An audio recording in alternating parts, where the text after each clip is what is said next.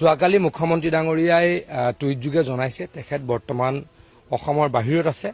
ময়ো তেখেতৰ লগত ব্যক্তিগতভাৱে কথা পাতিছিলোঁ। যিসমূহ নতুনকৈ স্মাৰ্ট মিটাৰ দিয়া হৈছে তাত এটা বিসংগতি হৈছে আৰু সেইটো APDCL-এ স্বীকাৰো কৰিছে আৰু মুখ্যমন্ত্ৰী ডাঙৰীয়াও ক'লে আৰু আমাকো ক'ব দিলে, আমিও যোৱাকালি কৈছোঁ। গতিকে মই ৰাইজক আৰু দুদিন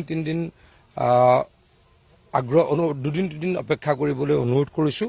মুখ্যমন্ত্ৰী ডাঙৰীয়া অসমলৈ ঘূৰি আহি এই ক্ষেত্ৰত সিদ্ধান্ত নিশ্চয়কৈ ল'ব আৰু APDCL-এও কৈছে যে যাৰ যাৰ স্মাৰ্ট মিটাৰত বিসংগতি হৈছে তাক আমি এড্ৰেছ কৰিম, মানে তেওঁলোকৰ লগত নিজে আমি যোগাযোগ কৰিম আৰু তেখেতলোকৰ সমস্যা সমাধান কৰিম। ৰাইজে যাতে অলপ ধৈৰ্য ধৰে, মই সকলোকে আহ্বান জনাইছোঁ, অনুৰোধ জনাইছোঁ। নিশ্চয়কৈ মানে আকৌ কৈছোঁ যে এইটো অলৰেডিটো APDCL-এ স্বীকাৰেই কৰিছে। মুখ্যমন্ত্ৰী ডাঙৰীয়াই টুইটযোগে কৈছে।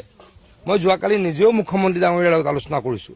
গতিকে আমি স্বীকাৰ কৰিছোঁ যে মিটাৰ বিসংগতি হৈছে, যাৰ হঠাৎ ডাবুল হৈ গৈছে।